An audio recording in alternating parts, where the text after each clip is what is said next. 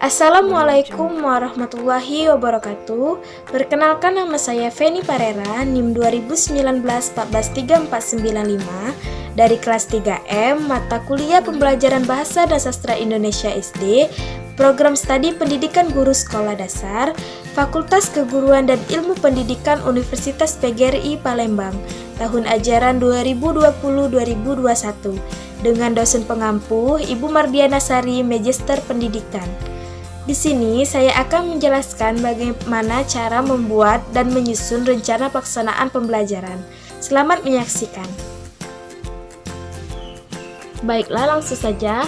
Rencana pelaksanaan pembelajaran atau yang disingkat dengan RPP merupakan panduan kegiatan guru dalam kegiatan pembelajaran sekaligus uraian kegiatan peserta didik yang berhubungan dengan kegiatan guru yang dimaksudkan.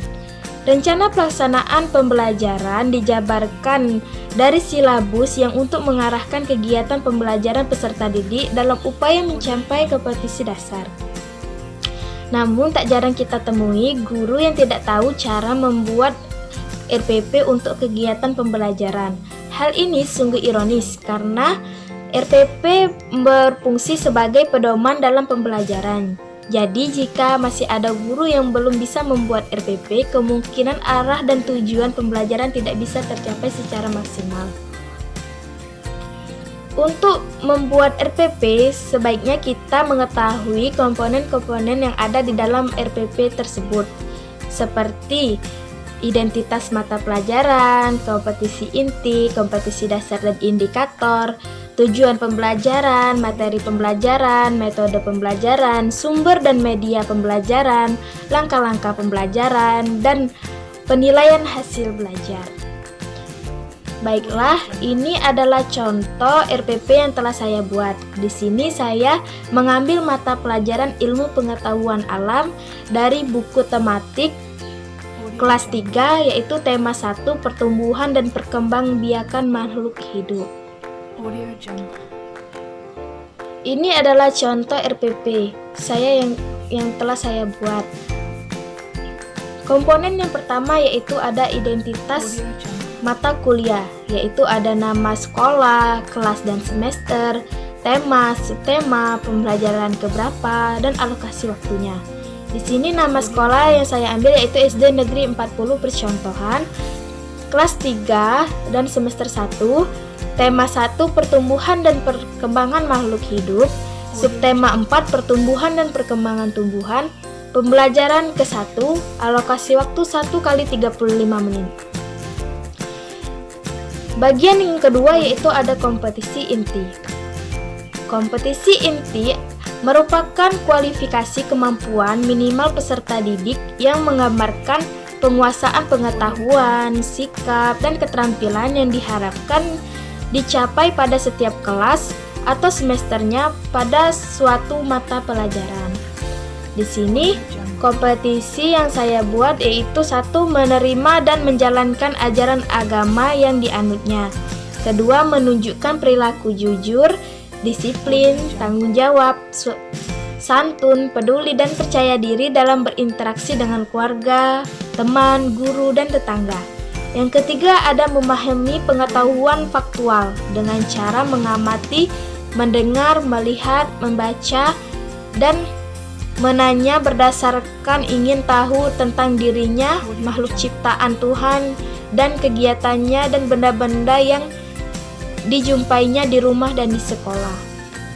Yang keempat yaitu ada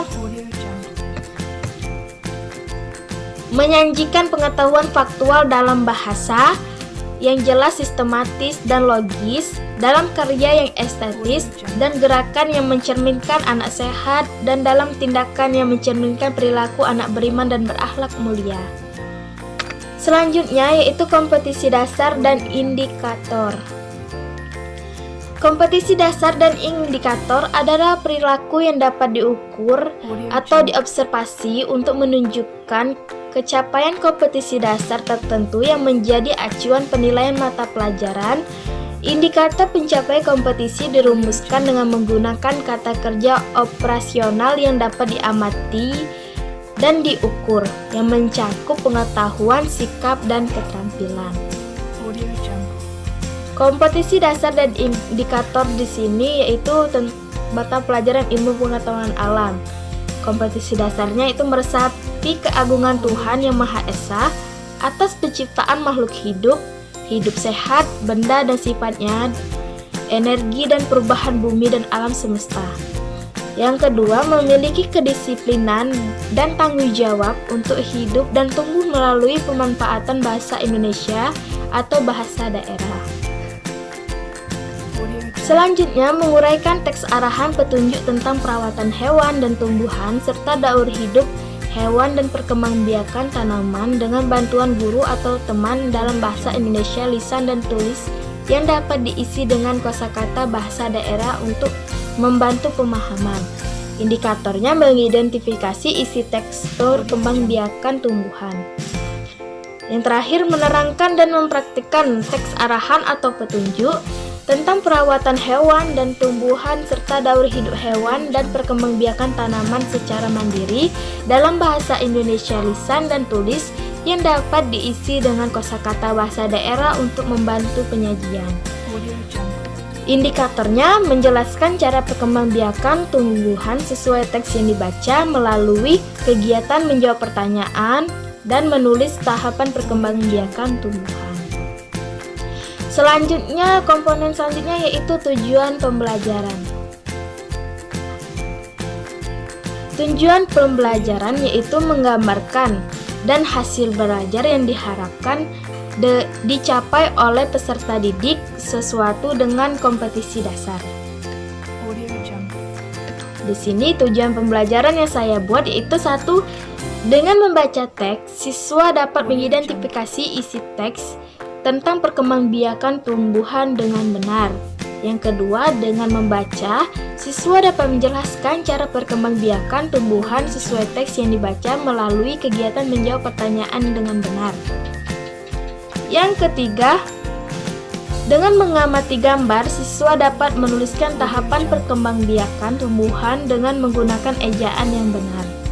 Komponen selanjutnya yaitu ada materi pembelajaran.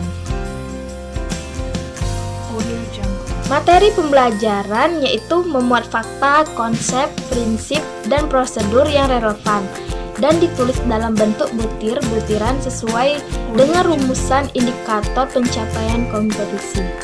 Di sini, materi pembelajaran saya mengambil teks bacaan pada buku siswa mengenai perkembangbiakan tumbuhan. Selanjutnya yaitu ada metode dan pendekatan pembelajaran.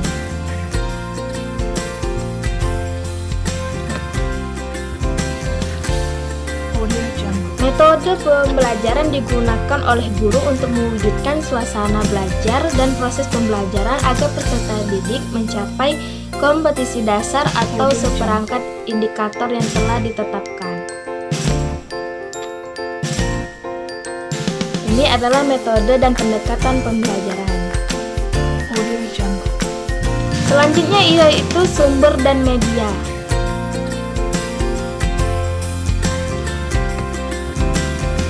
Sumber dan media belajar yaitu penentuan sumber belajar didasarkan pada standar kompetisi dan kompetisi dasar, serta materi ajar, kegiatan pembelajaran, dan indikator pencapaian kompetisi. Di sini, sumber dan media saya ambil yaitu dari buku tematik kelas 3 tema 1 yaitu tentang pertumbuhan dan perkembangbiakan makhluk hidup. Medianya di sini saya menggunakan proyektor, berbagai gambar mozaik untuk contoh. Yang ketiga, gambar tumbuhan dan cara berkembang biak. Yang keempat, ada PowerPoint. Yang kelima, video perkembangbiakan tumbuhan. Yang keenam, solasi bolak-balik. Dan yang ketujuh yaitu laptop. Selanjutnya, komponen langkah-langkah pembelajaran. Langkah-langkah pembelajaran di sini pendahuluan. Pendahuluan adalah kegiatan awal dalam suatu pertemuan pembelajaran yang ditunjukkan untuk membangkitkan motivasi dan memfokuskan perhatian peserta didik untuk berpartisipasi aktif dalam proses pembelajaran. Di sini, dalam RPP saya, dalam kegiatan pendahuluan yaitu alokasi waktunya 5 menit, yaitu kegiatannya 1. Guru memberikan salam pembukaan dan meminta semua siswa untuk berdoa mengenai agama dan keyakinan masing-masing. Biasanya dalam berdoa ini dipimpin oleh ketua kelas. Yang kedua, guru menanyakan kabar siswa. Dan ketiga, guru menanyakan kehadiran siswa atau melakukan presensi dan mengondisikan kelas. Yang selanjutnya, kegiatan selanjutnya yaitu kegiatan inti. Kegiatan inti merupakan proses pembelajaran untuk mencapai kompetisi dasar. Kegiatan pembelajaran dilakukan secara interaktif, inspiratif, menyenangkan, menantang, memotivasi peserta didik untuk berpartisipasi aktif, serta memberikan ruang yang cukup bagi prakarsa, kreativitas, serta memberikan ruang yang cukup bagi prakarsa, kreativitas, dan kemandirian sesuai dengan bakat, minat, dan perkembangan fisik, serta psikologi peserta didik. Kegiatan ini dilakukan secara sistematik dan sistemik melalui proses eksplorasi, elaborasi, dan konfirmasi. Pada RPP yang saya buat, bagian eksplorasinya yaitu 1. Siswa membaca teks tentang perkembangbiakan tumbuhan, meliputi jedanya, lafalnya, tanda bacaannya, dan kata-kata yang dibaca. Yang kedua, guru dan siswa melakukan tanya jawab mengenai bacaan yang sudah dibaca, yaitu mengenai perkembangbiakan tumbuhan. Yang ketiga, siswa mengamati tumbuhan-tumbuhan di sekitar kelas, kemudian siswa menyebutkan nama tumbuh-tumbuhan tersebut dan cara perkembangbiakannya. Di kegiatan elaborasi, yaitu 1. Guru membagi siswa dalam kelompok-kelompok dan membagikan karton dalam karton daur hidup tumbuhan. Yang kedua, siswa berdiskusi tentang tahapan perkembangbiakan tumbuhan. Yang ketiga, siswa menuliskan tahapan perkembangbiakan tumbuhan mulai dari biji, kecambah, tumbuhan kecil, sampai tumbuhan dewasa. Sedangkan bagian dari konfirmasi, yaitu terdiri dari 1. Guru mengulas kembali materi tentang perkembangan tumbuhan. 2. Guru bertanya kepada siswa mengenai hal yang belum dimengerti siswa tentang subtema perkembangbiakan tumbuhan. Dan yang ketiga, guru meluruskan kesalahpahaman yang terjadi selama proses pembelajaran. Bagian kegiatan inti ini alokasi waktunya yaitu 20 menit. Yang ketiga, kegiatan penutup. Kegiatan penutup merupakan kegiatan yang dilakukan untuk mengakhiri aktivitas pembelajaran yang dapat dilakukan dalam bentuk rangkuman atau kesimpulan, penilaian, dan refleksi umpan balik dan tidak lanjut. Di sini dalam RPP saya, kegiatan penutupnya yaitu 1. Siswa bersama guru menyimpulkan hasil pembelajaran. Yang kedua, melaksanakan penilaian dan refleksi dengan mengajukan pertanyaannya atau tanggapan peserta didik dari kegiatan yang telah dilaksanakan sebagai bahan masukan untuk perbaikan langkah selanjutnya. Yang ketiga, siswa dibagikan soal evaluasi individu dan mengerjakannya. Yang keempat, guru bersama siswa membahas soal evaluasi. Yang kelima, guru memberikan pekerjaan rumah yaitu membuat mozaik dengan biji-bijian sebagai kegiatan tidak lanjut. Yang keenam, guru mengingatkan siswa untuk mempersiapkan materi pembelajaran pertemuan selanjutnya. Dan yang terakhir, guru menutup kegiatan dengan meminta ketua kelasnya untuk memimpin doa. Ini alokasinya yaitu 10 menit. Yang terakhir, komponen penilaian hasil belajar. Prosedur dan instrumen penilaian proses dan hasil belajar disesuaikan dengan indikator pencapaiannya kompetisi dan mencangkup pada standar penilaian. Ini adalah contoh RPP penilaian saya, yaitu tentang jenis atau teknik penilaian. Di antaranya itu ada penilaian sikap atau afektif, yang kedua penilaian pengetahuan atau kognitif, dan ketiga itu penilaian keterampilan atau fisikomotorik. Ini adalah contoh dari penilaian-penilaian yang telah saya buat.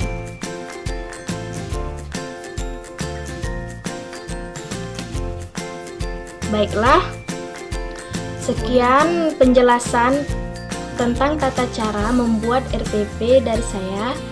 Mohon maaf jika ada kesalahan dalam kata-kata. Saya akhiri, wassalamualaikum warahmatullahi wabarakatuh.